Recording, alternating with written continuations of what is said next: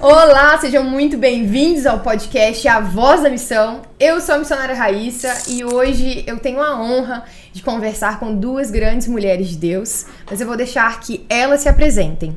Eu já quero pedir para você que está assistindo encaminhar esse link para algum amigo seu que precisa ouvir sobre vida profissional e ministério. Aquele seu amigo que acha que a vida ministerial está numa caixa, a vida da família está noutra e Deus está noutra caixa, é para esse mesmo que você tem que mandar. Eu vou conversar hoje com a missionária Vilza Azevedo e eu vou deixar que você se apresente para nós. Ok, muito obrigada, Raíssa. Muito bom estar com vocês. Bom, eu sou a Vilza de Azevedo. Trabalhei 15 anos transculturalmente, 10 deles no mundo islâmico. Então, isso é uma bagagem que Deus permitiu que eu tivesse. E agora, atualmente, fui diretora da agência denominacional por 6 anos e meio. E depois eu fui para o SEM, Centro Evangélico de Missões, e na pandemia migrei para a Interserve, que também faz parte do SEM. E aí lá eu sou diretora de pessoal e member care, ou seja, faço cuidado dos missionários. E desde o ano passado, o pastor Moisés, o secretário-geral de missões, me convidou para fazer o cuidado dos missionários também da nossa agência, que são mais ou menos quase 60. Então estou com uma igreja online aí dos 90. E aí também sou membro do conselho gestor da MTB, a MTB é a Associação de Missões Transculturais Brasileiras, e também sou professora em várias agências de missões aí espalhadas no Brasil, que a gente dá aula modularmente, né? Sim. Só isso? Acho que é isso. Só isso. Sou solteira, estou servindo em Belo Horizonte, agora online, e parece que estou mais longe do que quando eu estava no campo. Incrível, né? Porque verdade. a Interserve trabalha entre árabes e asiáticos. Né? Aí a gente tem esse atendimento que vai mais para o fim do dia, o fuso horário, e nossa denominação mais a América e Europa, que aí me ocupa mais de manhã, né? Certo, muito bom. Estou muito feliz de você estar aqui. Obrigada. Eu ia falar no final, mas vou falar de uma vez. Eu sou missionária e a primeira vez que eu disse que eu gostaria de ser missionária, eu tinha 6 anos de idade e foi por culpa dela. Que legal. Por culpa dela. Meu pai era pastor no campo missionário, no Amapá. Nossa. E ela foi com uma turma de seminaristas na época, pro Amapá. Eles doaram parte das férias deles pra lá. Eu lembro que ela me ensinou a falar castelhano durante as férias dela. Passava a tarde comigo, com meu irmão. Meu irmão é pastor também. Olha que lindo. E eu lembro que quando você saiu de casa, eu falei com meus pais, eu quero ser missionária. Eu quero ser missionária. E eu sempre disse isso. E toda vez que eu encontro a Vilza, Você falou como... até pra mim. Falei, né? Eu falei assim, já bem posteriormente eu falei assim, eu preciso te falar uma coisa. E hoje eu tô honrando você diante de todo mundo. Muito obrigada pela sua inspiração. Você é uma grande inspiração pro meu ministério. Isso então aqui, eu tô muito feliz. Valeu a pena ter feito a escolha que eu fiz. Valeu a pena. Encontrar com Tem você. muitos frutos que você não vai ver. Mas eu tô aqui na sua frente pra dizer que eu sou um fruto do seu ministério. Muito obrigada, tá bom? Glória a Deus. Vou parar aqui que minha voz já deu uma tremida. Ai, já deu uma tremidinha, quero chorar aqui. E eu já tô um pouco derretida, então eu não vou poder chorar mais que eu já chorei hoje. Não, papai na maquiagem. E nós temos nossa convidada de honra, Delnia. Por favor, se apresenta pra nós. Bom dia, E Bom corta. dia, boa tarde, boa noite. Não vai cortar não, porque a risada é autêntica, então não vai cortar não. Bom dia, boa tarde, boa Bom noite. dia, boa tarde, boa noite, depende da hora que você está nos ouvindo, né? Isso. Isso aí, muito obrigada pelo convite, Raíssa, é uma honra para mim estar aqui, estou gostando muito de tudo, né? Então, meu nome é Delnia, como você já falou. A diferença, acho que minha com a Vilza aí, uma diferença grande é que eu sou casada e já tenho 5 netinhos, né? E também, assim, o meu tempo no campo missionário foi um pouco menor. Meu marido e eu, a gente esteve em Moçambique e em Angola por 4 anos, trabalhando, assim, na época da guerra, isso lá nos anos 80, 90, foi bem complicado, mas foi uma experiência muito importante para eu fazer o que faço hoje, né? A questão de profissionais em missão, é a minha área, digamos assim, dentro de missões. Sim.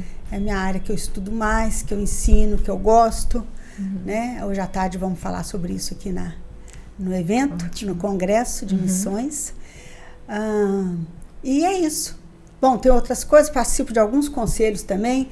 Acho que o conselho do qual eu participo, que eu tenho mais orgulho, é da minha igreja local. Conselho de Missões, Conselho Missionário da minha igreja local.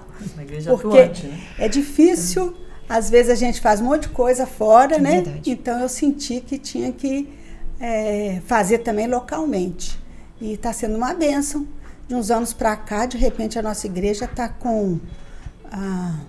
outro dia nós fizemos as contas, 25 adultos e 26 filhos de missionários. E não é uma igreja de 400 membros, né? Sim. Que a gente apoia alguns e ajuda no sustento de outros, mas enfim. Então é um dos conselhos que eu faço parte, com muita alegria, e estamos aí. Isso que você falou sobre servir a igreja local, isso é tão importante, né? Ontem, em alguma das palestras que a gente ouviu, não me lembro agora qual, porque já foram muitas, então a cabeça já tá, né? Não podemos enviar para fora alguém que não é relevante dentro, né? Que não serve dentro. Quando as pessoas vêm conversar comigo falando assim, eu sinto que eu tenho um chamado missionário, a primeira coisa que eu pergunto, eu falo, o que você faz na sua igreja local? Exato. O que você faz lá? Porque tem que ser aquela pessoa que quando sai, o pessoal sente falta. Entendeu? Ou quando... Esses dias foi muito engraçado. No final de um culto, eu tava orando, um momento muito grande de mover de Deus. E eu ouvi a voz de Deus falar comigo sobre uma moça que tava ministrando. E aí na hora lá, o fogo caindo. E eu fui no púlpito, ela tava ministrando. E aí eu fui e orei sobre os pés dela. Porque eu entendi que o Senhor estava forjando, dando a ela novos calçados para que ela fosse. E aí eu disse assim pra ela, eu estou dispersando você. Eu libero você. E quando eu falei isso, tinha uma dor muito grande no meu coração, porque ela é extremamente relevante onde ela tá. Então a missão dela já começou.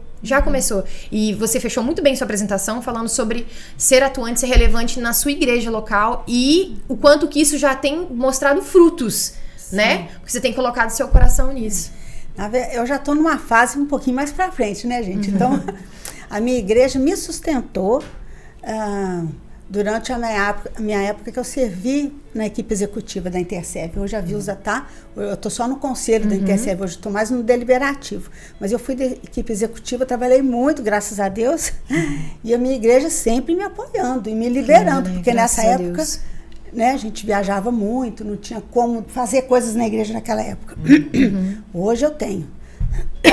Já me aposentei assim, entre aspas, pelo menos pelo INSS. Né? Foi separada da missão que você já fazia. Já fazia.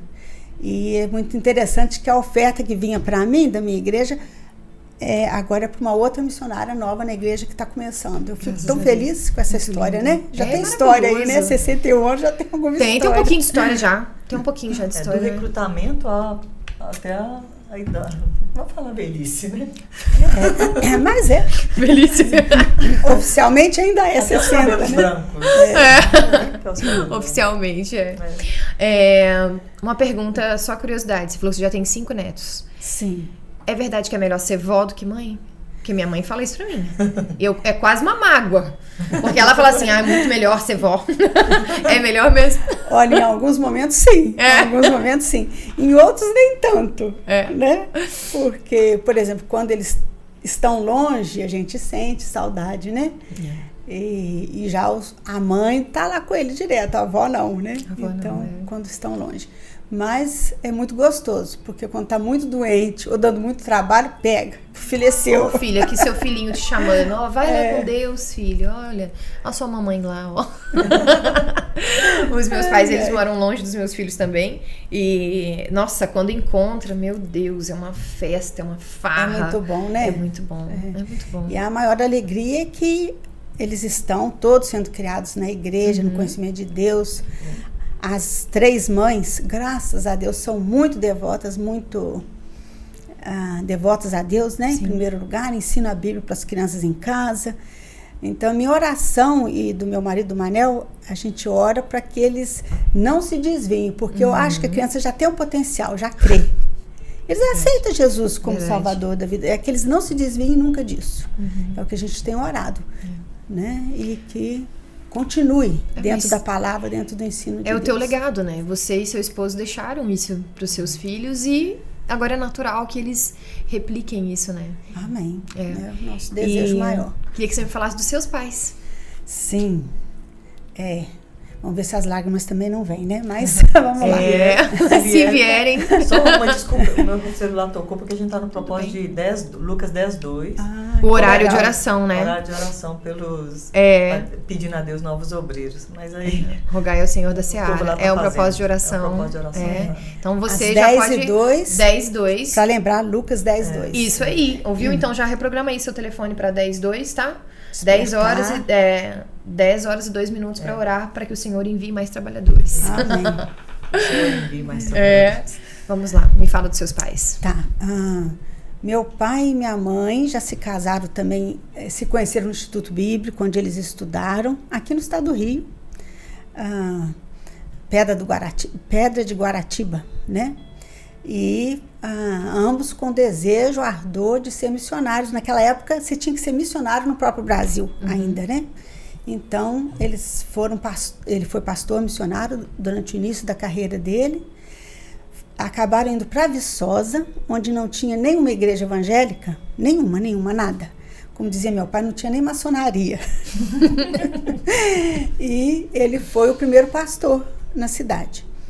Como os poucos crentes da cidade, a maioria era estudante na universidade. Viçosa é famosa por ter um campus universitário. Tem muitos jovens lá. E cada um desses era de uma denominação diferente. Inclusive tinha metodista, a Metodista do Brasil, não Metodista Wesleyana. Foi antes de nascer, né? 1960, 59.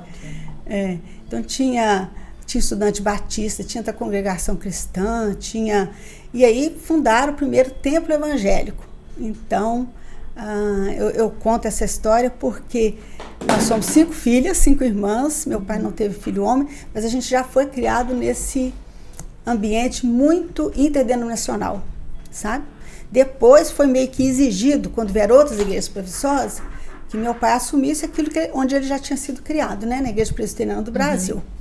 Mas com muita abertura para isso. Quando eu tinha 4 anos de idade, meu pai e minha mãe fundaram a Ultimato Jornal. Era um tabloide, um jornal. E nós, as filhas, quando veio a primeira edição para casa, a gente morava em Barbacena. Pastor, no início muda muito, né? Então, chegaram aquelas folhas impressas e a criançada, 5 filhas, tinham que dobrar o jornal. Então, nós fomos envolvidas no Ministério do Ultimato, assim, de nascença. Então, é difícil contar a minha vida sem falar dos meus pais. As minhas irmãs têm muita influência, eu sou a 4ª, né? Então, principalmente as 3 primeiras já eram mais velhas e a gente foi criado muito junto, tinha muita amizade, todo mundo na igreja e com a questão do Ministério do Ultimato. Depois vieram outros ministérios também que meu pai ajudou a fundar, que foi a Rebusca, Ação Social Evangélica Viçosense, e depois o CEM, Centro Evangélico de Missões. A Rebusca em 81 e o CEM em 83. Então a gente sempre esteve envolvido nisso. Foi meio que natural já seguir nesse percurso. Eu acho que foi como você, Raíssa. Eu também, desde novinha, queria ser missionária. Quando a professora de escola dominical, eles cantavam aquela musiquinha da época, né? Quero ser um missionáriozinho a falar de Cristo, né? Eu me imaginava. Na segunda estrofe fala... Graças a Deus mudaram, né? Não preciso atravessar os mares. Mudaram para preciso atravessar os mares. Mas mesmo, olha para você ver que interessante, o Espírito Santo faz as coisas. Mesmo para uma criança como eu, quando eu via não preciso atravessar os mares, eu me via num barquinho atravessando os mares. Mesmo com esse não aí. Exatamente o contrário. Deus usou da mesma forma, né? E depois, no decorrer, a gente pode conversar mais para frente, né? Isso foi se firmando na minha vida. A questão que eu queria me envolver em missões. Só lembrando, né, Nel, que a ideia do CEM é porque o pai dela viu a universidade, todo mundo sai profissional. A ideia de profissionais em missões já começou lá atrás, que agora é o bambambam do momento, né? Mas já o pai dela já tinha isso na... Visionário, né? Tinha visto isso lá senão atrás. nós temos que pegar esse povo e transformar eles em missionários. Exatamente, que coisa linda. Que legado, né? A sua história com a Ultimato é entrelaçada. Entrelaçada. Gente, eu tirei o som e mesmo assim tocou. Acho que eu não tirei o som do telefone. Então, a sua história com a Ultimato é entrelaçada. Não tem como contar uma história... Porque se tocar de novo... É tudo suspeito, fraude. Depois você faz 60. É tudo duvidoso. Depois você faz 60, não para de ligar querendo vender. Quer plano, essas coisas. Empréstimo consignado. Empréstimo consignado, um monte. Eu tô com uma loja me ligando aqui, me cobrando um negócio. Vê se pode. Só porque eu comprei e não paguei eles estão me cobrando. Olha que absurdo. Que absurdo. Que afronta, gente. Que afronta. Você sempre foi boa pagadora, né? Gente, olha, é uma afronta. Desculpa. A sua história e a Ultimato, elas são entrelaçadas, assim como a história de missão da sua família, né? Como Sim. a gente acredita. Nós não fazemos missão, nós somos, né? Então não é um momento em que, eu vou fazer e tal. Você sempre foi. Eu acho que você não tinha saída. Não. Não tinha saída, não. Não tinha saída. Eu disse isso uma vez. Eu tava num retiro. Como as minhas irmãs também, todas estão envolvidas ali em não alguma tinha pra onde pontinha, ir. sabe? Uma delas falou que foi explorada desde pequena. Um desabafo. Foi desabafo. Não tinha que dobrar o jornal. Já tava lá, não tinha como. Eu vejo como a declaração lá de João 6. Vocês não querem ir também? Não. Nós não temos pra onde ir. Isso. Não temos pra onde ir. O Senhor é tudo. Só o Senhor tem, né? Palavras de vida eterna. E eu penso assim, eu não daria certo em mais nada na vida. Eu não consigo me ver sendo feliz, sendo realizada ou sendo boa, sabe? Em qualquer outra coisa que não fosse viver no reino. E eu vejo isso na sua vida por meio do legado dos seus pais. Eu queria que você me falasse qual que é o legado que você carrega dos seus pais. Aquilo que você quer reproduzir, aquilo que você já tem reproduzido, assim, isso eu aprendi dos meus pais e é isso que eu vivo hoje. Bom, eu pensei que eu tinha falado já, mas é difícil Você falou da atuação palavra, deles, né? Você falou do ministério deles, aquilo que eles fizeram, mas o impacto direto do ministério deles sobre a sua vida. Por exemplo, o meu pai, o legado que eu carrego do meu pai nunca disse não pra Deus. Ele sempre foi sim. Depois eu penso se eu deveria ter dito mesmo, depois eu penso no que vai dar, mas meu pai sempre foi muito disposto pra obra, tudo. O tempo todo, assim. E eu falo isso sempre. Eu falei assim, o Senhor me chamou, sim, eu vou. Assim eu vou. Eu tô indo. É agora. Não importa o que, pra onde, entendeu? O que eu vou ter que abdicar, eu vou, entendeu? Então isso é um legado que eu quero levar do meu pai e eu tenho buscado fazê-lo, né? Bom, tá bom. Agora você me deu um tempinho para pensar melhor. Acho que o maior legado é a vida com Deus. Isso aí. A prática devocional, a oração. A minha mãe é viva ainda. E tem quantos anos sua mãe? Tem quase 92. Vai fazer daqui um mês, né? E ela continua o ministério de oração. É uma gracinha. Os funcionários do Ultimato, cada um tem um dia certo, agenda para ir orar lá com ela, sabe? É interessante. Todo dia, ela e minha irmã mais velha mora com ela, ajuda a cuidar, e elas gravam a devocional que elas fazem no celular e mandam para as filhas, mandam para os netos, né? Então, esse legado de cuidado da vida com Deus, cuidado da vida espiritual, leitura da Bíblia séria e oração, acho que é o maior legado de ambos. Apesar de que eles são bem diferentes. Meu pai era uma lebre, minha mãe uma tartaruga. Isso é eles mesmos que falavam, tá, gente? Palavras deles. Palavras deles, apesar de que minha mãe é incrível, né? Mas em sentido de ritmo, né? De vida. Mas o legado acho que é esse. E os alunos do SEM também, ele fazia em casa e fazia com os alunos do SEM, todo mundo. Ele era professor. Ele era professor, enquanto estava vivo, de práticas devocionais no SEM. Né? Perfeito. Porque a vida com Deus é aquilo que não vai ser tirado da gente. Aliás, é o livro dele mais vendido. É? Da Ultimato, é o Práticas Devocionais. Já não sei quantas edições saíram. Então, ele vai falando cada capítulo sobre uma prática. Prática da leitura da Bíblia, prática da oração, prática do desabafo, prática do perdão. Sabe, acho que tem umas 10 práticas, 12. Não é um livro muito grosso, mas é uma leitura, assim, eu li umas 500 vezes, né? Só umas 500 vezes, já sabe de cor, né? A vida de oração, vida com Deus, sua mãe 92 anos e tem um ministério de oração. Daqui a um tempo a gente não vai conseguir fazer aquilo que a gente faz. Não vou conseguir correr igual eu tô correndo hoje, fazendo várias coisas ao mesmo tempo. Essas coisas vão ser tiradas. Sim. Agora, o que fica é aquilo que foi construído aos pés de Jesus. É a boa parte, né? É a boa parte da Maria, que ela escolheu. Ficar ali. E ela tá ali. Uma hora ela não vai conseguir fazer as coisas. Vai precisar que outra pessoa faça. Agora, a vida com Deus ninguém toca, não tira o tempo, não apaga a idade, a saúde, não vai afetar. É o que a gente construiu aos pés de Jesus, né? Coisa linda. Qual que é o nome da sua mãe? Djanira. Um beijo, dona Djanira. Um beijo. Fala tia Deja, que é como ela é mais conhecida. Isso. Tia Deja. Um beijo, tia Deja. Viva muito, em nome de Jesus. Viva muito. Graças a Deus, que bom. Ela é uma fofa, né, Vilza? Com certeza. Tem que ser, né? Tem que ser, porque você é uma fofa. Então tinha que vir de sua mãe mesmo, a fofura. Me fala sobre sua formação. Tá, bom. Quando eu estava aí pelos 17 anos, eu falei com meu pai, eu quero ir para o seminário, para o Instituto Bíblico, qualquer lugar desse. Olha que interessante, gente, apesar dele ser pastor, pregar missões, para onde ele ia, ele ficou procrastinando, sabe? Eu precisava de uma carta de apresentação para ir para o Instituto Bíblico, do pastor e do pai, não consegui nenhuma das duas. Ele achava muito importante, depois eu fui entender melhor, né? Que cada uma de nós tivesse um curso universitário, tivesse um curso superior. Então, ele me aconselhou a estudar lá na Universidade de Viçosa, né, que é pública, e fazer algum curso que eu gostasse. Aí eu escolhi nutrição. Na verdade, eu queria enfermagem, mas não tinha na época. Né? Então, eu fui o mais parecido. Eu gostava de gente e gostava de biologia. Então, eu achei que nutrição ia ser legal, né? E por muita influência também da terceira irmã, que também estava fazendo nutrição. Legal. Da Clênia, que a gente chama de loura. Mas, enfim.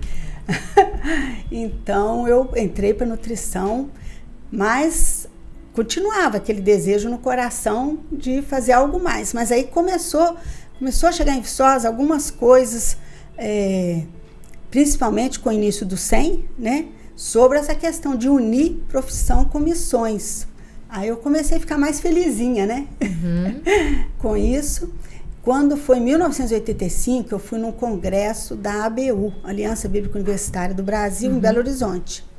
Nesse congresso, o Dionísio Pape, um grande escritor, aí já morreu, um missionário canadense, estava presente. E no último dia do evento ele fez um apelo. E naquela época, gente, isso foi em 1985, quase não se falava de enviar missionários brasileiros. A gente ainda recebia missionários, principalmente norte-americanos. Mas ele orou assim, ele falou, quem sabe Deus está chamando aqui uma nutricionista para ir para Moçambique. Meu Deus! Quem sabe? Eu fui para Moçambique em 1987. Meu Deus! Então, assim, foi incrível, né? Incrível. Foi mesmo ali, acho que foi uma... Por que um cara ia dar um exemplo? Não, é muito aleatório. É muito aleatório falar nutricionista. Quase não era reconhecida. Hoje nutricionista tá bom, mas na época, né? Era uma profissão nova. E então foi assim. Incrível. Deus cumpriu a palavra dele, né? E Manel e eu, em 87, casamos e fomos em seguida, que não é aconselhável, viu, gente? Quem está nos ouvindo. Hoje em dia mudamos, né? Tem conselho, tem cuidado. Naquela época não tinha cuidado missionário, quase nada. E a gente casou em menos de um mês, a gente estava no campo. No país em guerra. Né? Então vocês acham que eu não poderia ter casado e ir direto para o campo missionário? Porque eu fiz isso. Você fez também, eu fiz. Nossa, mas ainda no Brasil, né? Não foi no Brasil, mas era pra começar a igreja. Tava quase no mesmo. Eu tava saindo de São Paulo e indo pro fim de Santa Catarina, Criciúma. Que quase não é Brasil. Cultural. Pela cultura, quase não é Brasil. Pelo menos um ano. Nós casamos, passamos uma semana em viagem e fomos direto pra Criciúma, começar uma igreja. Então você fez igual eu. Quase, né? Eu não tive desafio da língua, mas a gente foi pra Criciúma começar uma igreja. A Wesleyana mais perto de nós era Florianópolis, a 200 quilômetros. Então a gente tava literalmente bem assim, sozinhos, né? Da minha família eu tava a 1.000 quilômetros. E se adaptando, né? No casamento. Se adaptando ao casamento, à igreja, à cidade, à cultura. A gente até perguntou um professor do SEM, que era professor visitante, reverendo José Martins, um homem de Deus, já morreu também. Ele vinha de patrocínio para dar aula pra gente em Viçosa. A gente, Manel e eu, fomos nos aconselhar com ele. E ele falou assim, olha, normalmente a gente não aconselha, porque é muita mudança. Por outro lado, algumas pesquisas indicam que alguém que já está fazendo uma mudança na vida é mais aberto para outras mudanças. Já está flexível ali, né? Faz sentido. E também naquela época, assim, a gente tinha muito aquela coisa da urgência, né, Vilsa? Era urgência missionária e uma oportunidade, né? Porque a Visão Mundial que nos enviou, né, assim, contratou meu marido como agrônomo, estava com urgência de um agrônomo que falasse português para ir para Moçambique. Entendeu? Para já, para o mês que vem, né? Então, ia perder essa oportunidade, né? Graças a Deus foi tudo muito bom, mas é claro que, de um modo geral, a gente aconselha o pessoal ir depois de 2 anos de casado. Entendi. Né? É bem mais... Não, que eu ia falar que às vezes a história, né, ela tem umas exceções, né? E Deus conhece, né? Quem que pode, quem que não pode. E também a gente é contextual, né? Ou histórico. Então, naquele momento era o que se fazia. Era o que se fazia, era o que tinha. Se a gente for ler a história de missões, os caras fizeram muita loucura. Deixaram a mulher para trás 1 ano, né? Filhos. Coisa diferente, né? Então, assim... Mas o evangelho avançou, né? Pesado. Mas ainda retomando a minha formação, a igreja local, né, foi importantíssima. Esse movimento, que na época a ABU, né, me ensinou muito sobre evangelismo e discipulado, a fazer com outros colegas, sair do nosso próprio gueto, né, e ir para o mundo mesmo. Os pontos de pregação da igreja, eu não sei, eu acho que por 10 anos, por aí, durante a minha adolescência e juventude, né, todo domingo à tarde a gente ia para um ponto de pregação, para uma comunidade, né, e pregar às vezes na rua para criança, fazer visita nas casas de desconhecidos. Então isso tudo foi eu acho que tudo isso faz parte do treinamento, né, Vilsa? Não só o curso de missões que eu cheguei a fazer no SEM, né? Eu fui quando o SEM abriu em Viçosa, eu já estava com essas coisas todas fervendo dentro de mim, né? Eu fui a primeira aluna a me inscrever, porque eu era secretária. Então eu me inscrevi. Auto se inscreveu. E dessa vez, meu pai mandou a carta. Autorizando, né? Recomendando, né? Ele era o diretor. Que bom, né? Que bom que seu pai te recomendou, seu pastor te recomendou também. Nessa época eu já estava dentro da nutrição, né? Já no curso. Então eu fazia os dois durante uma época. Foi meio puxado, mas sim, deu certo. E o seu primeiro campo exterior já foi em Moçambique? Sim. Que foi em 87. Julho de 87. Julho de 87. Isso. Me conta como foi. Ai, eu tenho só boas lembranças. Gosto muito, assim, de lembrar desse tempo, sabe? Que bom. Foi muito legal. É claro, né, gente? Não pensa assim que era um país de muitas dificuldades, com guerra civil, mas a guerra era mais concentrada, como eles diziam, no mato, no meio rural. Mas na cidade você tinha certa flexibilidade, liberdade, né, de andar. A gente só via os MiGs passando rápido no céu, mas não soltava bomba ali em Quelimane, não. Quelimane era o nome da minha cidade, né? E as pessoas e os próprios governantes, você tinha que ter guia de marcha. Então você só saía se você tivesse segurança com a tal guia de marcha que o governo dava. Quem saía mais nessa época era o Emanuel. Ele viajava muito por causa do trabalho dele como agrônomo, né? E eu já ficava mais em casa, apoiando de outras formas, né? E aí, quando o nosso aviãozinho, um aviãozinho tipo MAF, Asas de Socorro, lá é MAF, aqui é Asas de Socorro, nos deixou em Quelimane, já tinha um evangelista da Igreja Batista nos esperando. Porque era a primeira vez na cidade que ia chegar os cooperantes eram os estrangeiros que iam cooperar, né? Cooperantes crentes, cristãos. Então, assim, a gente só teve que somar, sabe? Já estava esperando. Que bom que vocês chegaram, vocês vão nos ajudar no trabalho. Vamos, sim. Estamos super preparados para isso, vamos embora. Era tudo que a gente não queria, né? Então, nem lembrei que era presbiteriana, porque os batistas...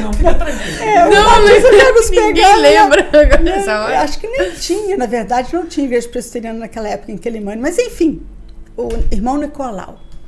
E nós nos juntamos ao irmão Nicolau de todas as formas possíveis, né? Assim, as pessoas já tinham nos dito para levar muitos livros evangélicos, boa literatura cristã.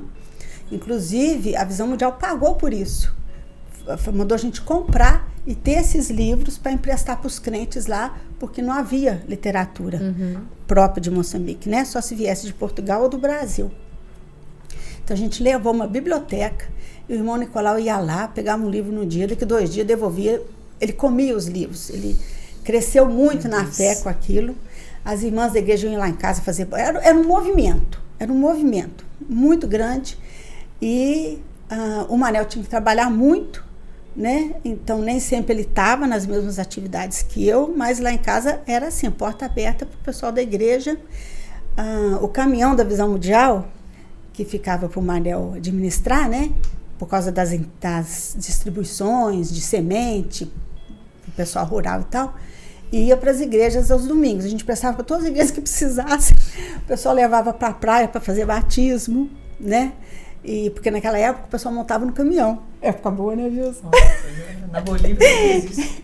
Então, e foi um ano assim de muita coisa. A igreja cresceu muito. O pessoal estava muito aberto ao evangelho, por causa muito sofrido, né? Muito sofrimento. Sim. Mas eu falo isso, eu vou falar hoje à tarde, né? O profissional em missão, que era o nosso caso, ou fazedor de tendas, que é um outro termo que fala do assunto, a gente não é, como que eu falo? O artista principal, não é protagonista de muitas. A gente é o coadjuvante. A gente foi coadjuvante do irmão Nicolau Zeferino naquele ano ali, sabe?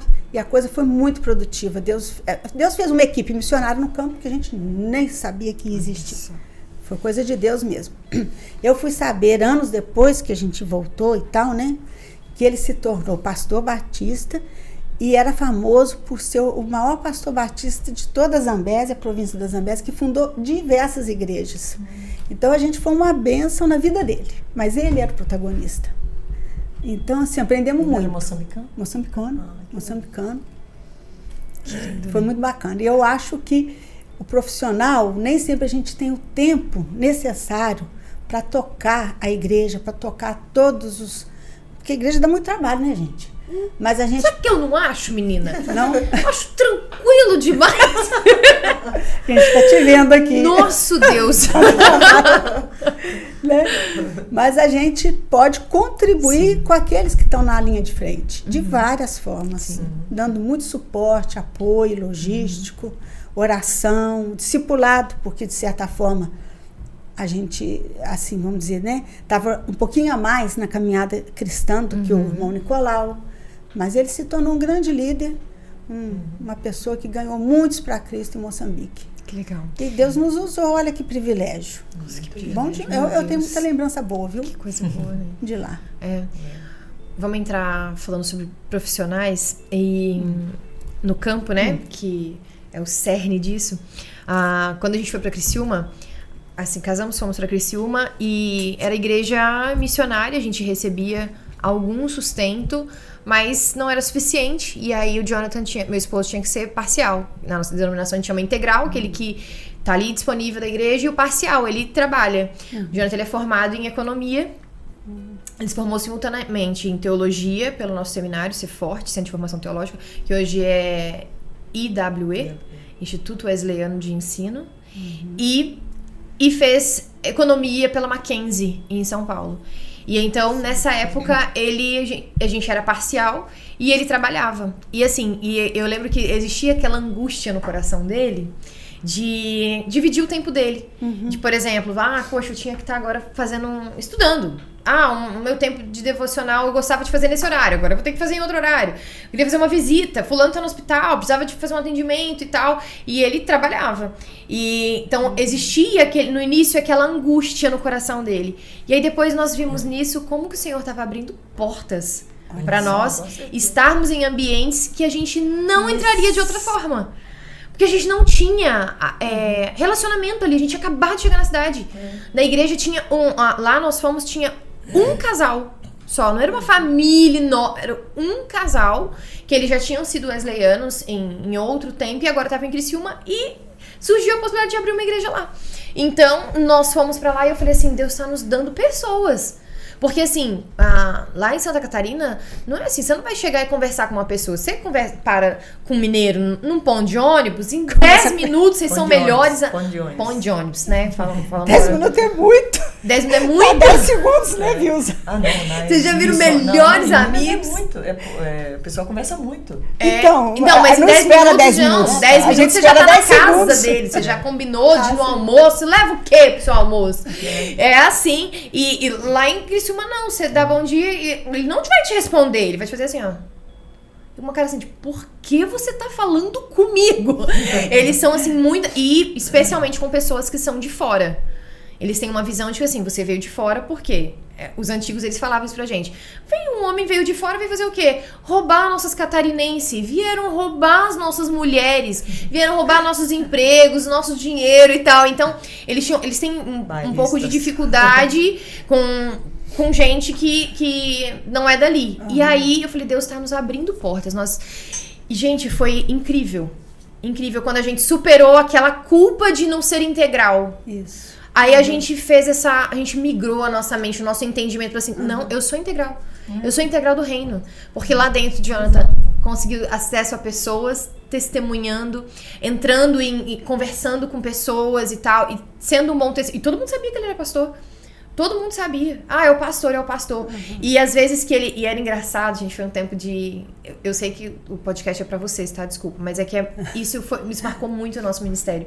E Deus dava tanto êxito profissional pra ele, ele batia metas que tinham gente que não conseguia bater. Ele falou assim, aí o gerente lá lançava uma meta assim, lança outra só pra gente, porque essa aí o Jonathan já bateu. E o Jonathan falava assim, gente, isso é Deus. Isso é graça de Deus sobre a minha vida. Eu não tenho chave. Os caras perguntavam assim, mas o que você fez? Assim, gente, eu não sei, eu não tenho o que te dizer. Eu dependo de Deus, eu preciso que Deus me ajude. É o Senhor que tem feito isso. Eu lembro que teve um colega dele que estava desviado, voltou pra igreja. Apresentamos o bebê dele na igreja na época, porque a gente conseguiu fazer essa ideia que a gente tinha anteriormente, assim, poxa, agora eu não sou integral do reino. Não, eu sou integral. E muitas pessoas, elas perdem muito de serem testemunhas, porque elas acham que essa aqui é a vida com Deus delas, essa aqui é a minha vida ministerial, essa aqui é a minha vida familiar, essa aqui é a minha vida é minha vida profissional. A gente tem uma gaveta, um gaveteiro e tá em cada gaveta, né? O que você tem pra falar sobre essa pessoa que pensa isso? Setoriza a vida dela. Eu diria dessetoriza. Dessetoriza. A nossa vida não é para ser dividida, né? É a vida integral. Gente, até Jesus teve uma profissão. É claro, verdade. Deus tem chamados diferentes em épocas diferentes. Talvez quando a igreja lá em Criciúma cresceu, eu não sei da história, né? Precisou dele estar em tempo integral mais tarde. Sim. No início, talvez não, né? Então, algumas vezes, Deus vai conduzir de uma forma ou de outra. Mas essa coisa de ser uma pessoa no final de semana e outra durante a semana, não está por fora, né? Nós temos que ser testemunhas de Jesus onde nós estamos, com o nosso trabalho, com a nossa vida. Deus trabalha, criou o homem para trabalhar. O quarto mandamento, a gente lembra só do sábado, mas a continuação do quarto mandamento, qual é? Lembra de dia de sábado, 6 dias trabalharás, está no imperativo também, né? E, então, assim, o trabalho é de Deus. Infelizmente, na nossa sociedade, eu adoraria falar mais sobre isso, mas o nosso tempo Não, eu tô aqui para te ouvir. Eu não tenho compromisso pelos próximos 6 meses só aqui te ouvindo. Pode falar. Então, pode falar. Eles vão trazer comida pra gente já. Nós vamos ficar aqui, não vamos sair daqui não. Eles vão trazer aqui pra nós. A nossa sociedade brasileira, a gente acha que, de um modo geral, né? As pessoas que ainda não passaram por essa metanoia, por essa mudança de visão, acham que trabalho é maldição, é castigo. Entendem que depois da queda, o castigo de Deus foi o trabalho, mas não foi o trabalho pesado, foi o peso do trabalho, realmente sim, é um castigo. E também a gente, os especialistas falam que a origem da palavra trabalho vem do latim tripalium, que era um instrumento de tortura dos escravos. Já a palavra trabalho, trabalhar, né, o verbo trabalhar, na língua das escrituras do Velho Testamento, no hebraico, eu não sou hebraísta não, tá, gente? Mas isso é verdade. É avodá, que significa, que tem o mesmo princípio de servir a Deus, louvar e adorar, é a mesma palavra.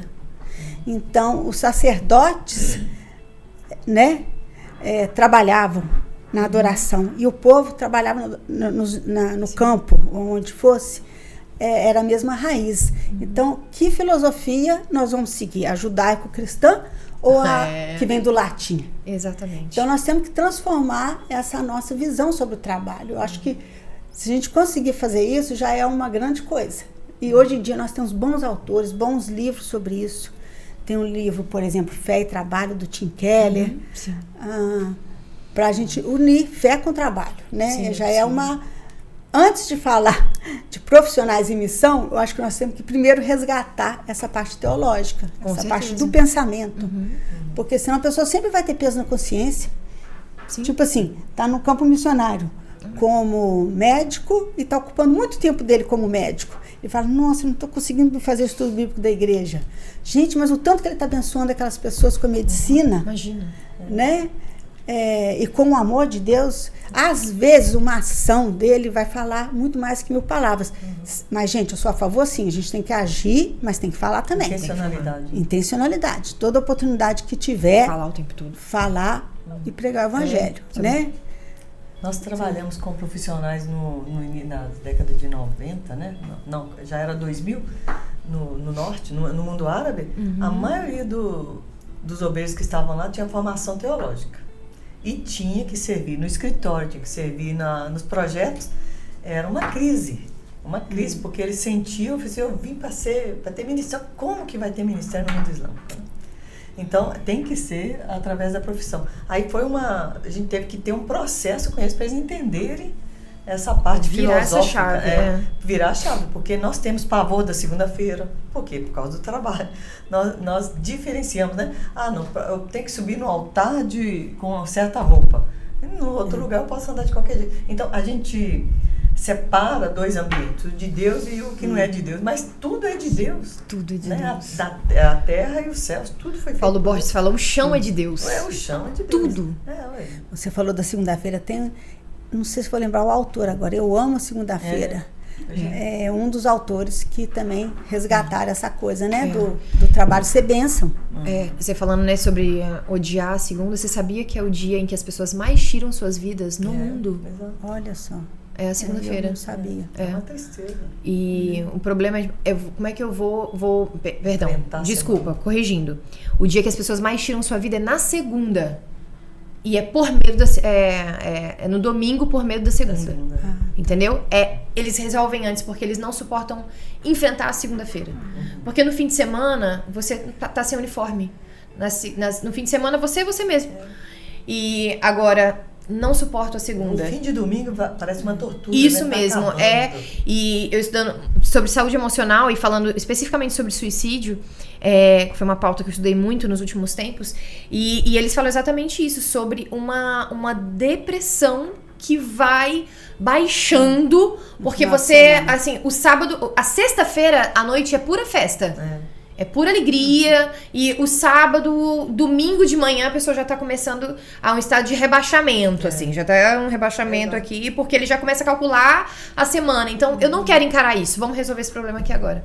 E tem muito a ver isso, porque não entendeu que é uma bênção. O trabalho é uma bênção. É claro, né, gente? Eu reconheço aí os nossos ouvintes, talvez tenha alguém que tem realmente um trabalho chato. Tem pessoas que tem trabalho difícil. Só Deus mesmo para ajudar vocês que estão nos ouvindo a suportar. Mas peça a Deus para te dar alegria, contentamento, oportunidades. Sim. Mesmo sendo esse trabalho difícil. Também encarar como missão, né, Deus? Encarar como missão. E peça a Deus também, quem sabe Deus pode também te mudar para um trabalho melhor, né? Deus pode. Né? Mas todo trabalho precisa ser feito. Sim. E às vezes as pessoas que estão lá estão precisando de um crente, né, que sirva com alegria para levar uma com certeza Deus te colocou ali para dar testemunho. Então, aguenta firme. Segura, irmão, segura as pontas, dá bom testemunho, glorifica a Deus, né? Não é mole não. Não é mole não. Senhor, de que forma o Senhor quer me usar aqui? Né? Senhor, de que forma o Senhor quer me usar nesse lugar? E me fala sobre a sua experiência profissional em campo. Como foi? Então, sem isso, sem ter os projetos, essa realização, a gente não conseguiria. Não tem como. Não tem como, né? Eu me lembro quando eu visitei o Norte, que era uma cidade, assim, numa depressão, eu olhei e falei assim, meu Deus, como que a gente vai... Como que um dia eu vou entrar nessas casas? Porque a Medina, que é a cidade mais antiga, tem 1 milhão de pessoas. Eu olhei do alto do mirante e falei assim, como que a gente vai estar? E a gente dava aula de artes manuais, que eles falam em espanhol, né? Sim. Então, pintura, tinha o centro de alfabetização, esse negócio todo. Quando a primeira foto que eu estava numa casa, eu levei, na imersão cultural, quando fui fazer antropologia, estudar, levei uns vidros de tinta e uns pincéis. Gente, a primeira foto, a menina foi comigo na coisa comprar tecido e nós, na mesa da cozinha, vieram as mulheres todas da família para pintar. Claro, não era projeto ainda. Não era. Mas depois foi nas associações e tudo mais.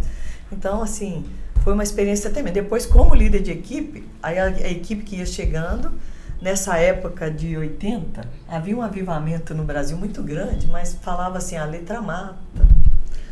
Né? E o Espírito vivifica. Então, muita gente deixou faculdade para aprender teologia. Então, os anos 80 foi um desafio. E como foi nos anos 80, 90, que nós começamos a ir para o campo, e em 90 que a gente conseguiu entrar, alguns missionários entraram no mundo islâmico. Então, foi um desafio muito, não só nosso, brasileiro, mas da América Latina em si, porque a hegemonia era americana, né? Americana e europeia nesses países. Porque o brasileiro, ele fazia missão no país mais fácil, de fácil acesso, que não gastava muito com língua, sim, né? Portuguesa, esse negócio. Era onde que a gente alcançou mais. Mas para quem foi para o mundo islâmico, aprender árabe, aprender essas línguas, então, não só nosso, mas da América Latina, era o início. Então, ninguém tinha essa formação. Era muito separado o profano, o santo, né? E aí não foi fácil. Mas foi o que mais abriu porta. Eu me lembro que depois de umas aulas, numa sala de 20 alunos, uma senhora nos convidou para almoçar. Gente, quando eu cheguei lá, sabe aqueles primeiros desenhos, pinturas, que é uma tristeza? A mulher colocou tudo em quadros dourados. E no dia que a gente chegou para almoçar, eu acho que tinha a família estava toda lá, davam umas 40 pessoas. E a casa é assim, tem azulejo até a metade, depois gesso, né? Tinha os 23 quadros, todos com armação dourada, desde o mais feio até o último, e todas elas falam, minha professora. Então, assim, e a gente teve acesso a todas aquelas mulheres. Depois você cria uma rede muito grande, todo mundo quer te convidar, aquele negócio todo. Então, assim, não tem outra... E outra coisa, né? As mulheres solteiras têm acesso muito pouco. Então, para você ter acesso a casadas, os maridos não vão deixar. Como é que você... Estrangeira. E mesmo a casadas estrangeiras. Se você for casado e for estrangeiro, o marido não quer deixar, porque você tem influências de cá. Mas, quando a gente abriu a Casa Ruth, que está aberta até hoje, os maridos traziam as mulheres. Olha só. Traziam. E teve uma lá, a Isha, que ela entrou lá tomando não sei quantos remédios de depressão e tudo. Teve um dia que ela voltou, falou assim, eu tô tomando só voltei no médico, tô tomando só um remédio. Eu não sei o que aqui tem, que o médico falou, continua indo porque tá te fazendo bem. Tá te fazendo bem. Que coisa linda. Então, assim, e eu fiz uma pesquisa lá, que eu estava estudando sociologia, fiz 2 anos de sociologia, né, na Espanha, só que as coisas não entram pelo correio, né, no norte, né. Aí sai, mas entrar levou 3 meses, não deu para perder as provas. Mas aí, né, aproveitei lá para fazer a pesquisa e 20 mulheres que eu entrevistei. Uma queria aprender para ganhar dinheiro, uma para ensinar para as amigas, uma só por ela mesma e 16 para sair de casa. 16 queria ter esse momento de quase que um desabafo, né? Uma vida social. Isso eu ia falar, vida social. Vida social. Pra sair de casa um pouquinho. Pra sair e voltar para casa com alguma coisa. Porque elas não podem sair se não tiver uma prova do que está fazendo. Aí elas chegavam com as pinturas. Então, às vezes, nem faz direito. Algumas sim, né? Mas a maioria nem faz direito. Mas porque eu estava fazendo isso aqui. Então, elas ficam 2, 3 horas conversando muito. Então, tinha um papel social. Mas lá a gente não pode evangelizar em grupo, né? Não podia. Uma pergunta, curiosidade mesmo. Bom, uma estrangeira e tal, e aí essa dificuldade que eles tinham de liberar as mulheres para ir. E você sentia que tinha alguma objeção a mais por você ser brasileiro ou não? Não. Seria igual se fosse... Não, qualquer uma. Eu vi lá que com casados e com solteiros tem uma rejeição. Não é rejeição, é uma preocupação, porque o que ela está trazendo? Os estrangeiros casado, o que tem fazendo lá? Sim. Entendeu? Causa dúvida, porque você tem seu país, você vai ganhar dinheiro. Aqui não tem emprego para ninguém. Então esse também é um problema. E a solteira também todo mundo está em busca de vida boa, sexo, álcool, essas coisas. Então eles têm medo de expor as mulheres a esse mundo. Entendeu? Sim. Mas, por exemplo, nós tivemos um trabalho lá na coisa, saiu num programa, e as vizinhanças, todo mundo assiste no Jornal do Meio-Dia. O nosso trabalho foi filmado e saiu lá, uns 20 quilômetros, né? Tinha uma cidadezinha lá, saiu. Todo mundo... Gente, a repercussão, a reputação é conquistada com o tempo. Então... Por exemplo, eu ia comprar pão de manhã, você compra um todo dia. No dia que você compra 4, ande que diabo, você tem visita? Então eles fazem o cálculo, mas aí eles ficam verificando quem é você. Olha. Porque eles sabem que eu comprava, porque eu morava sozinho. Sim. Ou então antes eu morava com 3 pessoas, com 2 meninas e depois sozinho. Então eles fazem as contas. Aí eles vão verificando a sua vida. No dia que você conquista, mora sozinha, mas não vai homem na casa dela, ela não sai para beber, vai para trabalho. Sabe onde você vai? Aí você conquista tanto o casal como o solteiro.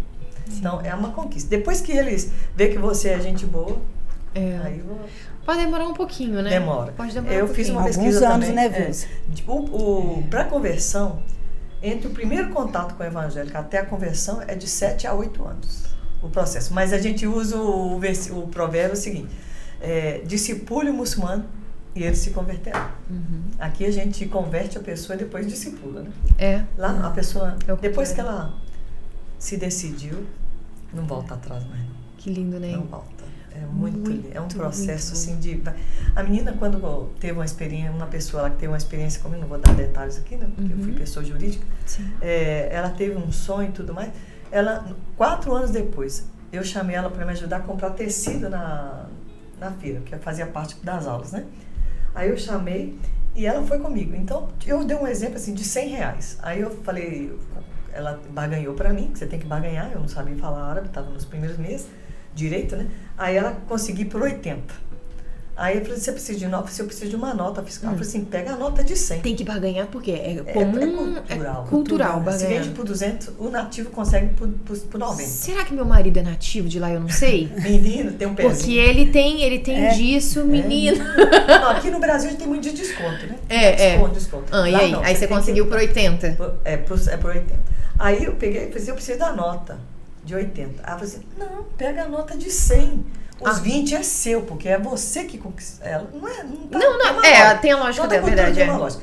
Então, foi você que conseguiu o mérito desconto. seu. Então, os 20 é seu. Eu falei assim, mas naquele dia, sim, eu falei assim, não, mas na nossa fé, a gente serve a Deus como serve a empresa, serve como profissional a qualquer um, como se fosse para Deus. E aquilo que foi conquistado é em serviço a Deus. Diz ela que aquilo ali fez ela pesquisar na internet. Um montão de... Estava começando a internet sobre o cristianismo. Olha só. E daí ela começou a ter, e depois de um tempo ela teve um sonho. Foram vários sonhos, né? E foi assim que ela começou a desenvolver. E 4 anos depois ela estava se rendendo ao Senhor. Uma coisa tão simples. Uma coisa tão Mas simples. eu conto isso deu um estalo para ela, deu um estalo. Ei, peraí. Que Deus é esse? Mas foi um testemunho. Neste momento a Vilsa tanto falou, contou, como agiu, né? E eu não fui evasiva. Então sempre ações e palavras. Caminham juntas. E eu não fui evasiva, né? Evangelista. Porque não pode, é proibido. Se eu tivesse falado tem que ser assim, eu podia me denunciar. Mas ela perguntou por quê. Sim. Entendeu? Então a gente... Agora outra coisa, é profissional, mas tinha um dia que a gente não exercia nada. A gente orava pelos contatos. Era o dia que a gente colocava eles na mão de Deus para derrubar essa fortaleza, essa separação. Aí chegava no projeto, alguém falava com você nas aulas, né? Eu tive um sonho, tô doido para contar para você. Eu falei assim, vamos marcar. Não pode ser em grupo. Elas não entendi. Mas aí pra gente... Nossa, era muito lindo. Igual a Deus, muitas lembranças boas. Ai, meu o coração enche, né? Enche. Eu tô escutando vocês falando aqui e sentindo eu falei que agora eu tô saindo do Congresso de Missões, eu tô assim, perdida. Eu falei, meu Deus, me sopra, Senhor. Quero estar no vento. Aonde o Senhor sopra, eu vou. Eu entrevistei um pastor que tá na Espanha, eu falei assim, cheguei no quarto de ano, falei, meu amor, quero ir pra Espanha. Aí depois conversei com os missionários que estão em Formosa, falei, amor, vamos pra lá, Formosa? Aí ontem entrevistei a missionária Maria José, que está vindo de Burkina. Falei, amor, a gente pode ir pra Burkina? Aí ele falou assim, meu amor. Segura a onda. Aí agora eu tô aqui pensando se eu vou pra Angola, que a gente falou mais de Moçambique. E agora você vai pro mundo árabe. Vou pro mundo árabe. Eu fiz um curso há uns anos com a M3. M3 E eles foram pra Criciúma, fizemos lá o curso, fizemos 2 módulos lá. E aí o professor, que ele era o antigo líder da I'm Square Ministry, né? Ele perguntou pra mim, da minha descendência, e ele falou assim, olha, você podia passar fácil. Você passa muito fácil. Eu falei, é mesmo? Eu falei, olha que legal. Então, agora eu quero ir pro mundo árabe. Olha, agora é isso. Raíssa, sim, vai pro mundo árabe. Mesmo eu tendo ido para Moçambique, que era a oportunidade que a gente teve na época, sim. Moçambique não precisa tanto quanto países... Quer dizer, alguns lugares de Moçambique, sim, né? Alguns povoados ainda não alcançados. Mas estrategicamente, em termos missiológicos, né? Vai aonde tem menos testemunho. Né? Mundo árabe, budista, hindu. E agora também temos oportunidades no nosso próprio Brasil, né? A gente tem falado sobre a diáspora, os movimentos migratórios.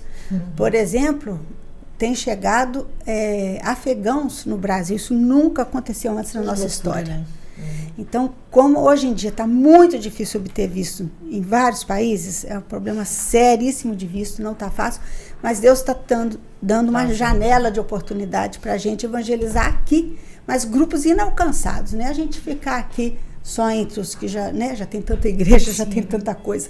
Mas esses grupos inalcançados, começar a orar e ver como que a gente pode alcançar. Alguns já estão começando o trabalho entre eles, né? Sim, eu vejo que aqui a gente tem tanta oportunidade que a gente nem percebe, né? Mas lá, por exemplo, a gente orava o dia inteirinho quando alguém falava assim, porque eu tô com uma dor de cabeça e fala assim, eu também já tive isso, você sabe que eu fui curada?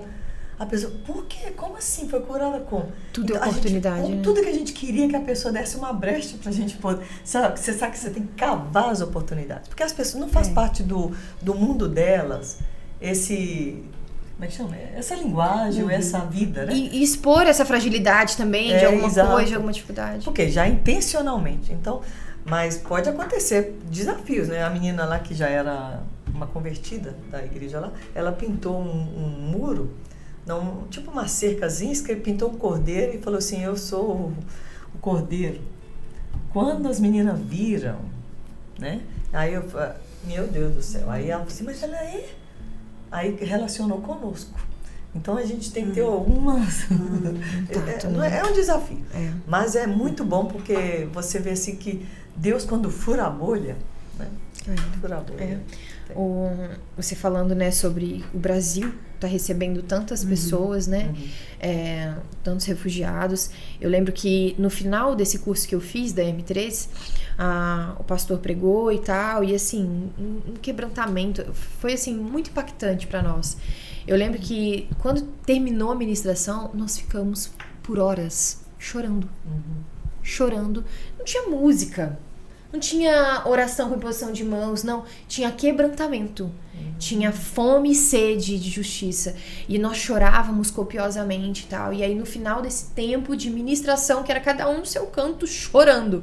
Eu lembro que ele nos deu um papel para cada um, pra gente escrever aquilo que a gente tava... E eu lembro que eu não conseguia escrever e eu molhei meu papel inteiro com lágrimas. E aí, eles falaram assim, alguém quer falar alguma coisa? Eu falei, então, eu não tenho muito o que falar. Eu tenho esse papel molhado aqui para entregar para vocês. E aí, ele fez um apelo. Ele falou assim, eu não sou muito de fazer isso e tal. Ele falou, me parece um pouco sensacionalista, mas eu queria orar por vocês que se sentem levantados por Deus para os povos árabes. Ele falou isso. E ele disse que quando ele faz isso, que é muito raro, fala que numa plateia enorme levanta 2, 3. E ele fez na igreja, né, era uma igreja que estava recebendo e alguns líderes de outras igrejas participavam, mas ela era daquela igreja ali. Era uma luterana renovada. Uau. Era uma luterana renovada. E aí, foi isso? Criciúma, Santa Catarina. É. E aí, ele fez... E assim, toda a igreja, todos os irmãos da luterana se levantaram e foram a pelo. E ele disse que ele ficou frustrado. Ele falou assim, tudo emocionado. Todo o povo emocionado. Eu tava esperando uns 2, 3. E aí veio todo mundo, todo uns bandos de emocionado. E aí, ele disse que Deus falou com ele assim, eu estou chamando eles. Tipo assim, não era emoção, era convicção. E eles foram. No ano seguinte, aconteceu... Criciúma era uma das cidades, a cidade principal de Santa Catarina que mais recebeu refugiados. Deus é incrível, né? Eles começaram um projeto de evangelização, era gente de cada canto. Assim, e eram, por exemplo, um apartamento que tinha 25. E aí tinham alguns cristãos entre eles que eles começaram a procurar igrejas na cidade que pudessem ceder o templo pra eles fazerem culto. Gente, e aí, um ano depois, o Mais Eu voltou lá, Mais Eu Rocha, o nome dele. Conhece Mais Eu? Claro. O Mais Eu voltou lá e ele falou assim, vocês vieram a apelo, só que vocês não tiveram que ir. Deus trouxe. Deus trouxe. E assim, a cidade, eles trabalhavam, eles estavam em todos os lugares, e aí as igrejas começaram a ceder os templos em horários alternativos, tal, começaram a fazer cultos em inglês, cultos em francês. Olha que coisa incrível. E assim, a gente viu uma coisa extraordinária. Porque, vamos supor, a gente precisava de alguém para pregar em francês. A Batista tem. Então o Batista vai ali na luterana para fazer esse culto lá. E tal. Aqui ele vai fazer. E assim, um intercâmbio entre as igrejas, porque tava todo mundo servindo um propósito. Sabe? A própria Interserve não trabalhamos com europeus, né? É novo, né? Ela faz parte do conselho, mas coisas novas. Aí, o que acontece? Você diz assim, deixa eu explicar, não com obreiros, a gente trabalha com obreiros europeus, não trabalha na Europa necessariamente. Então, não trabalha com europeus. Então, a gente trabalha com... O nosso foco é árabes e asiáticos. Só que agora está abrindo equipe na Europa por causa dessa mobilidade. Então, entendeu? Mas não vamos continuar, porque não é questão de foco, né? Mas os refugiados que estão nesses lugares vão ser atendidos, porque são parte do nosso escopo, né? Parte do nosto foco. Mas, então tá havendo uma... Como que eu vou dizer? Deus está fazendo reboliço, né? As nações estão perdendo um pouco as fronteiras, né? As fronteiras de uma... Nós temos, por exemplo, uma família brasileira trabalhando com refugiados asiáticos e árabes no Quebec, no Canadá. Né? Exato. Na Inglaterra, no Reino Unido, também 3 unidades de missionários trabalhando com refugiados também. E aqui no Brasil também já temos. Já estamos começando. Né? Em São Paulo. Está cheio de... Gente. Cheio de refugiados, vai nos grandes centros. O desafio é se encontrar um brasileiro. É muito, são esses grandes centros, né? Meu Deus. Mas o Lidório falou que hoje o evangelho chegou em todas as capitais do mundo. Todas as línguas mais normais foram dominadas. Você vai encontrar gente que fala alemão, inglês, espanhol. O que restou para essa geração são aqueles povos que estão mais distantes, línguas rebuscadas. Então a gente está precisando de uma geração.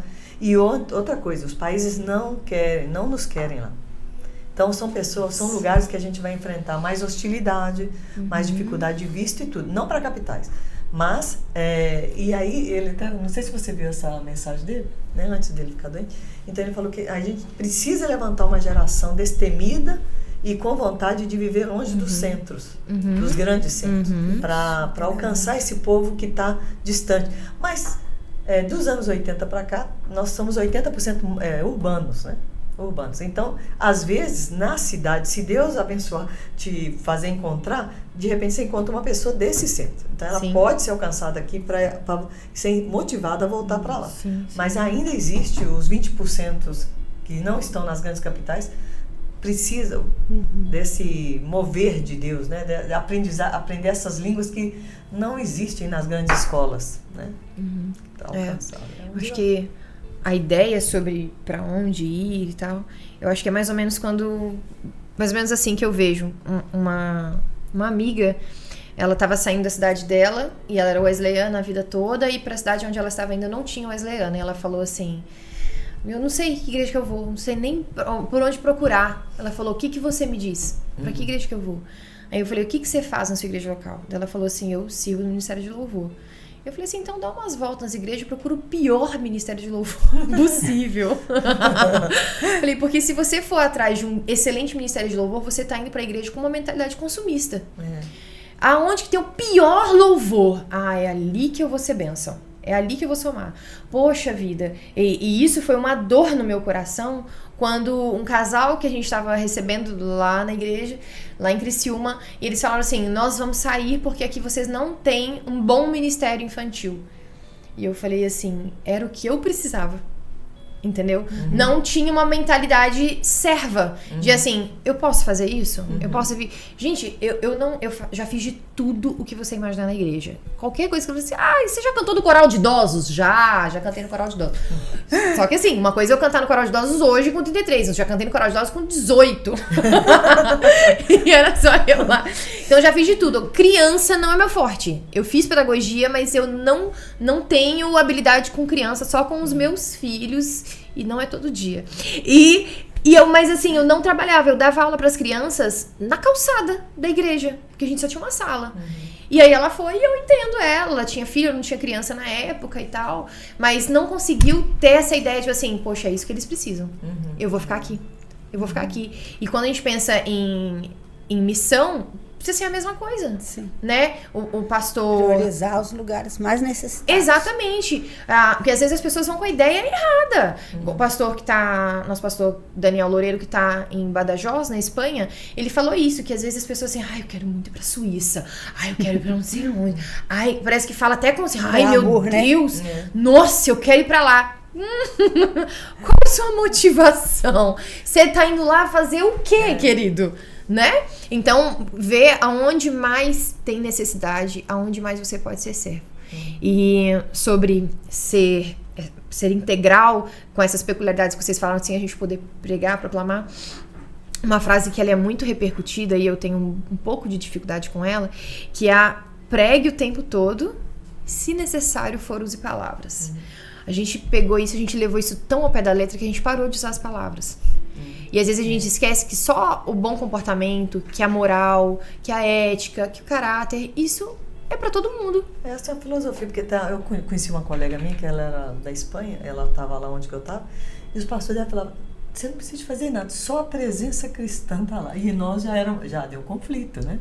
Porque a gente, aí até um da Bahia, um casal da Bahia que tinha 4 filhos foram para lá e falou assim, tudo bem que a secretária é cristã e ela fica caladinha, mas pode falar alguma coisa, pelo amor de Deus. Sim, tem hora que você tem que falar. Você tem que cutucar. Isso, né? Cutuca, é isso mesmo. Mas como que você provoca? Fala assim, olha, eu quero falar de Jesus. Você não pode fazer isso. Mas você provoca de outras formas. Né? A pessoa conversa com você, ela fala que está com desafio. Eu já orei, já consegui emprego para meu irmão. Você ora? Como assim você fala com Deus? Como é que é? Porque eles não uma sabem. semente, você lançou uma sementinha ali. Então você fala, a pessoa fica com aquilo na cabeça. Eles oram, como que é isso? Porque eles não têm isso. Eles repetem as orações, é repetitivo. Aquilo ali é para ver se Deus vai ouvir. E a gente tem esse relacionamento. Como assim Deus fala com você? Como assim? Né? Eu convidei a menina para comer, as mães, né? Lá onde eu estava, as mulheres casadas eram esposas porque tinha medo da rua, falava que os homens todos iam pegar elas, entendeu? Porque pode ter 4, olha os estereotipos que foi. Aí eu comecei a abrir a coisa e as solteiras começaram a ter discípulas individuais, faziam os cursos de pintura, de não sei o que, estava com uma em casa, estava com 2, estava com não sei o que. As casadas começaram a vir. E eu aproveitava a hora e falava assim, olha, você vai buscar a criança na escola, chega meia hora antes, porque as mães árabes chegam. Conversa, troca receita. Sua filhinha fez amizade com ela. Então, gente, teve um casal lá que nós ganhamos uma pessoa por causa da irmã, da pessoa que eu orientei. Ela chegava antes, conversava, as 2 meninas fizeram amizade, foram uma para casa da outra e depois a menina veio a ser crente, você acredita? Por causa da amizade e depois troca de receita. Então, assim, às vezes você pensa, eu não tenho como fazer. Existe oportunidade, depende da intencionalidade. E tem que quebrar medos, né? Então, o mundo árabe foi um desafio, né? Então, no final, eu lembro que nos meses antes de eu vir, a maioria das esposas todas vinham No sábado, né? Porque no dia de semana era com as nacionais, no sábado a gente dava aula o dia inteirinho para eles desenvolverem. É isso aí. Né? Graças a Deus. Então você vai estar lá no seu trabalho e você vai ser intencional.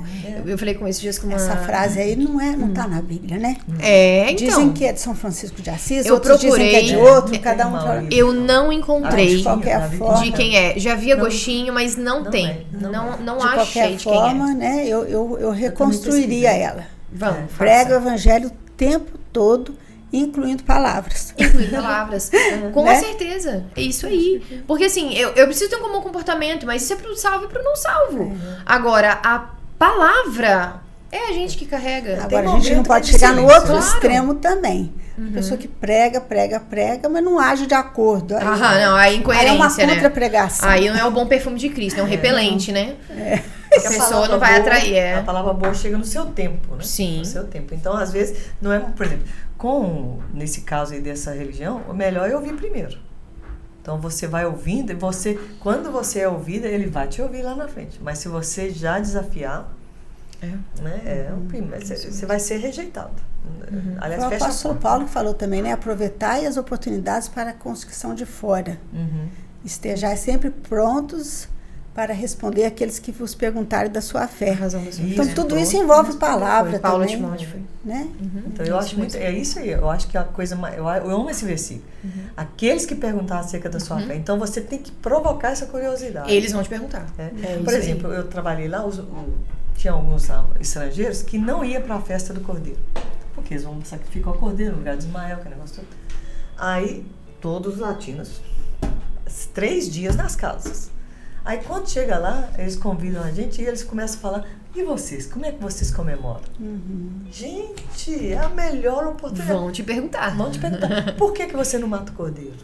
Pergunta, gente, a pergunta mais chave que tem do evangelho. Nosso cordeiro. Então eu falava, e eles ficavam jejuando em casa sozinhos, jejuando. Eu ficava fazendo qualquer coisa lá, né? Mas a gente ia. Então a gente voltava com várias oportunidades. Por exemplo, as festas, casamento, porque lá não tem aniversário. Casamento, esse negócio. Muita gente não vai. Eu ia em todos, porque onde que você vai? Não tem lugar, não tem reunião, não tem onde você vai encontrar. Né? Aí eles perguntam, casamento lá é assim também? Como é que é a família? Então você tem muita oportunidade, gente. Aí você pergunta comigo, como é que é o casamento de vocês, não sei o quê. Aí pergunta da gente, essa troca vai aproximando. Né? Vínculos, né? Muito bom. O que você orienta para uma pessoa hoje que se sente chamada por Deus para qualquer lugar e que se vê assim, meu Deus, eu preciso ir, o que eu tenho que fazer? Tá. Em primeiro lugar, converse com o seu líder. Sempre que possível, né? Eu sei que existem, né, exceções. Tudo existe exceção. Mas converse com o seu pastor ou líder, pessoas de sua confiança na igreja. Comece a orar por oportunidades, comece a orar, talvez, se você sente no coração alguma inclinação por algum local, comece a orar por esse local, mas também não fique preso à geografia, principalmente hoje em dia, missões não pode se prender à geografia, né, Vilza? Como a Vilza já mostrou bem aqui, esse movimento migratório. E vai orando, vai se aconselhando com pessoas, vai lendo na palavra e coloca isso no coração. E se você for mesmo achar que é o seu lugar ser um missionário, tem essa convicção, procure uma boa agência missionária, uma agência missionária séria, que vai cuidar de você, que vai te acompanhar no seu chamado. Eu acho que eu diria isso. Eu diria também que o preparo, primeiro, né, é servir na igreja local. Então, a pessoa e manifestar os seus sonhos, o seu desejo, eu estou orando, porque às vezes você está servindo lá ou não está fazendo nada, né? Mas aí, de repente, você fala, eu quero ir. Mas você vai fazer o que lá? Você, né? Então, parece uma surpresa. Então, tem que ver o processo. Né? Eu atendo muitas pessoas, eu pergunto, o seu pastor sabe desse sonho seu? Ah, não, ele sabe. Desde quando eu pedi, ele me nomeou para tal coisa, eu já falei com ele, eu quero servir aqui, mas eu tenho um sonho de um dia chegar em tal lugar. Ou, geralmente, eu acho que Deus chama, eu gosto muito da definição de Lidório, né? O chamado não é geográfico, ele é de é função, né? Então, você vai fazer no campo a mesma coisa que você faz na igreja no campo. Chamado não é geográfico. Né? Não é geográfico, ele é função. Então, se você é louvor, você vai fazer louvor no campo. Claro que vai servir, você vai limpar, vai fazer alguma coisa, né? E por isso que eu gostei de missões, porque eu falo assim, eu gosto de ensinar até lavar banheiro. E nas missões, ao mesmo tempo que eu estou traduzindo, eu já traduzi numa mesa para o espanhol, para o inglês e para o árabe. 4. Tinha uma brasileira que não falava inglês, tinha uma nacional que não falava espanhol, então eu traduzi para o diretor da Espanha, para o coisa, depois traduzia para coisa. Eu falei, se eu tivesse 7 idiomas, capaz que tinha 7 nações aqui. Mas assim, e missão, ao mesmo tempo também você lava banheiro, entendeu? Você vai lá e faz comida, você tira prato sujo, então, então servir, né? Servir e aí deixar os líderes saber que você está pensando nisso e até chegar o momento. E de vez em quando fala, está chegando o momento, ficar atento, né? Não me deixe de fora do que do que o Senhor está fazendo, né?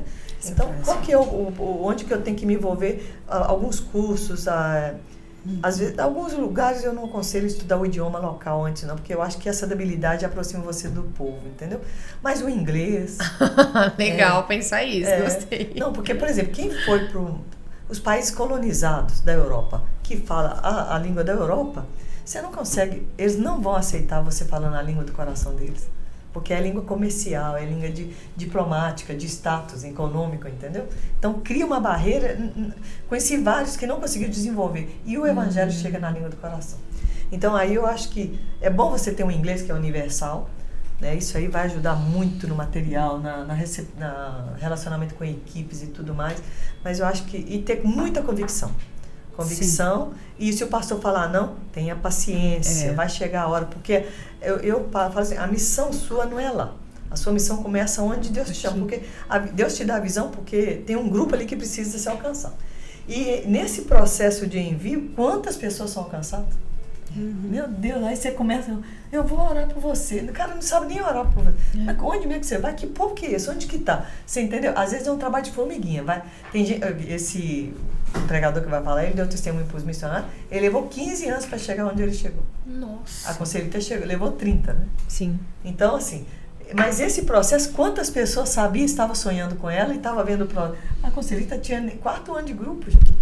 Né? Ela foi fazer faculdade, foi fazer segundo grau, supletivo, segundo grau, fez enfermagem e com 62 foi para Moçambique. Então, assim, às vezes a pessoa não tem muita paciência, né? Muita paciência. Então, aliás, é uma nova onda também, né, gente? Porque hoje as pessoas de 60 ainda têm muita saúde, né? Sim. Não é como era 30 anos atrás. Então, nós estamos aceitando, viu, povo? Aposentados para a missão. Lembrando que aposentados, por exemplo, se você teve o chamado cedo e já se dedicou e tudo, você vai ser um aposentado que fala inglês, já pode ajudar demais. Porque uma pessoa de 60 vai ter um pouco de dificuldade com o idioma. E tem países que a pessoa ter cabelo branco, ter experiência, conta muito. Muitas culturas, tem muito respeito. Por exemplo, né? É muita hierarquia. Mas aqui eu queria falar sobre essa questão, se alguém tem, e eu ainda sonho que no Brasil seguisse o mesmo esquema que segue para novos pastores, seguisse para missionários. Quando tem um candidato ao pastorado, ele não tem que passar por um monte de coisa, anos de treinamento, não é? Na nossa igreja, eu tenho um sobrinho que o Timóteo acabou de colocar o nome dele, foi para a reunião do conselho e tudo, né? Então, essa fase chama aspirantato. Nome feio, né? Também. A nossa também é aspirantato. Então, ele é aspirante. E já falaram com ele que ele vai precisar de 6 anos nessa fase de aspirante. Uau, já define, a nossa é 3, né? 2. No mínimo 2. No mínimo 2. Mas isso aqui inclui o seminário. E no máximo 6. Mas ele tem que terminar o nosso é depois do seminário. O nosso é depois do seminário. 4 anos de seminário, aí você vai, se apresenta, aí você precisa ser aceito para entrar no aspirantado. Aí você vai servir como aspirante por 2 anos, no mínimo 2 anos, podendo no final desses 2 anos já ser consagrado a pastor ou não. Ainda não dá, mais 2. E cada denominação tem uma coisa, mas é muito criterioso. É muito criterioso. Tem que ser. E também, depois tem o compromisso de sustento. Por que o comissionário é tão diferente? né? Na maioria das denominações. Eu sei que tem denominação que sustenta integralmente o seu ministério, mas a maioria não. Infelizmente, né? O missionário tem que levantar o seu sustento, tem que ter mantenimento. Por que é tão diferente o aspirante ao ministério para o aspirante ao trabalho missionário? Eu ainda sonho que haja mais igualdade nisso aí, sabe? Que o missionário seja um obreiro da igreja fora dali, só isso. Mas tratado da mesma forma. Mas acho que ainda vai demorar para chegar nesse ponto. Você está certa. Tem um modelo bíblico aí de Paulo aí que, né, que quando você lê, querendo ou não, a gente vai usar isso, né, que Paulo ele foi enviado por Antioquia, depois foi sustentado por pelos filipenses, né, e por outras coisas, também fez tendas. Então a gente cria essa ideia de que é mais, mais solta, né, menos rígida e que, ao mesmo tempo, dá oportunidade de outros participarem. Então, eu fico pensando, já pensou se você fosse igreja de Filipenses participar desse ministério de Paulo? Eu tive a honra, né?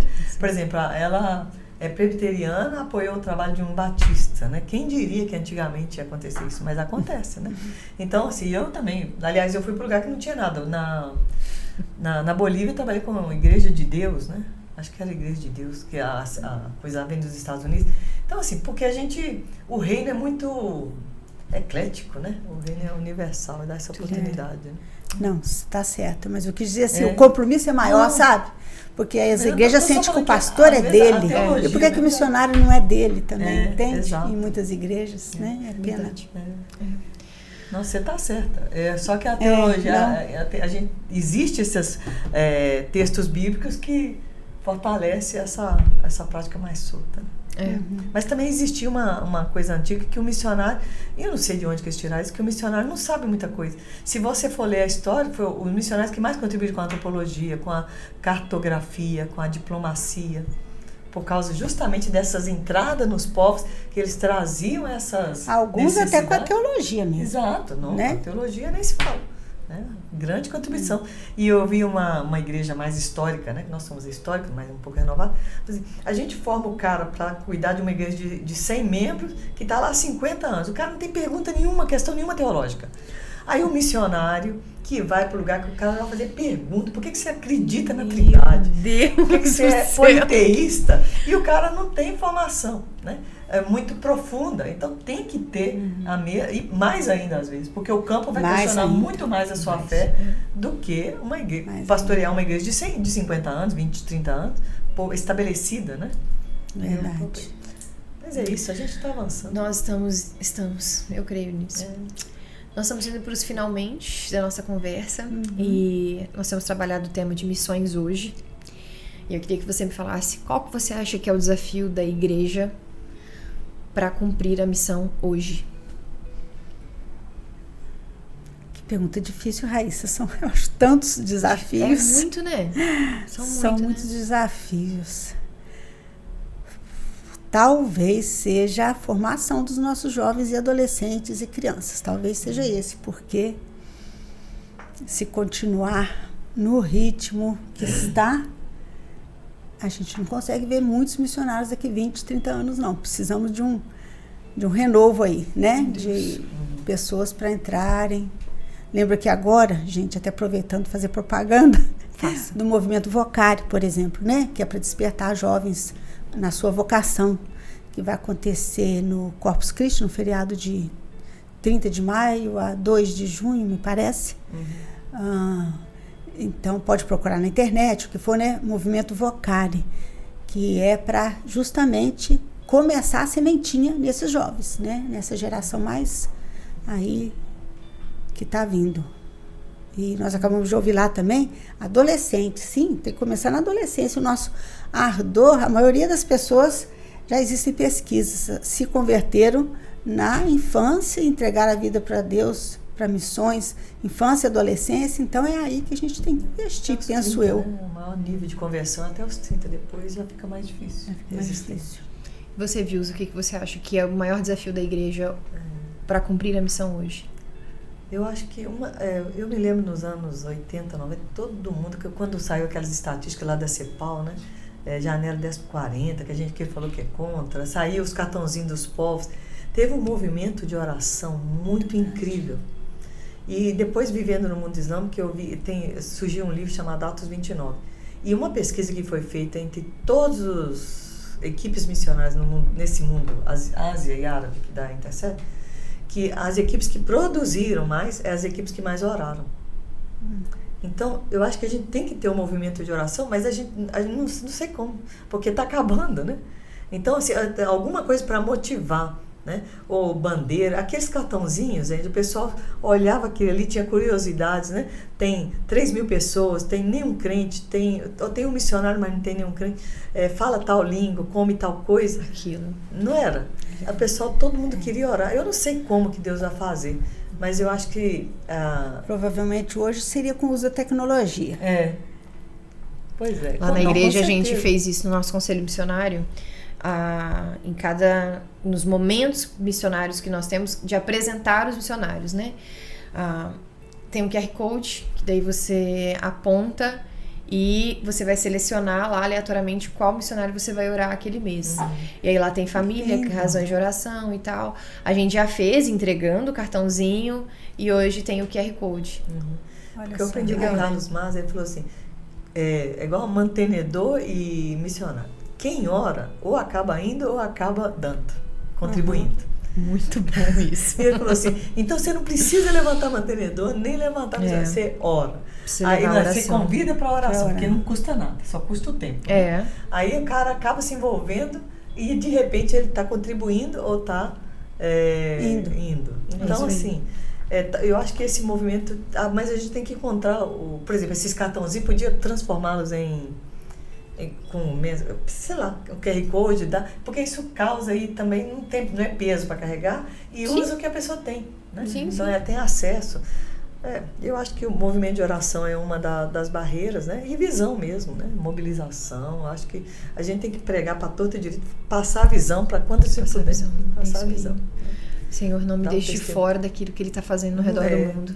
Não, e é bom a gente ouvir tudo isso em Jesus. Eu fico pensando, mas eu já vou fazer tantos anos, não vou nem falar quantos. Porque, se é possível, dá vontade de eu me oferecer para ir para a Alemanha, que a gente está com um projeto maravilhoso. Eles estão pagando para brasileiro ir. Pagando para brasileiro. Aí, ouvinte, quem quer ir para a Alemanha? Aí, viu?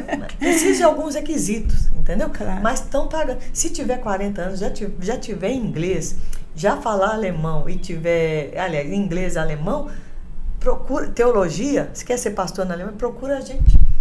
Tem oportunidades que eu estou sabendo, né, Deus? Mas por quê? Existem refugiados que não querem ouvir alemão. Os alemães.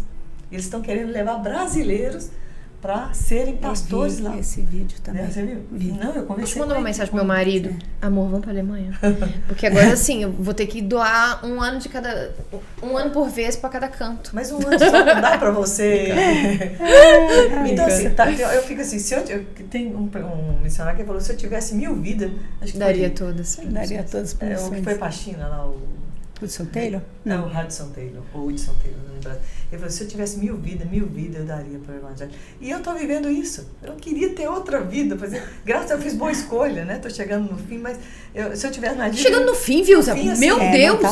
Tô chegando no fim. Oxi! Caminhando, né? Para formar... Porque agora eu estou me dedicando a treinamento, a ensino, essas coisas, mas né? você está certo, porque precisa. Né? Eu fico muito feliz de ver que nos centros está tendo professor com experiência.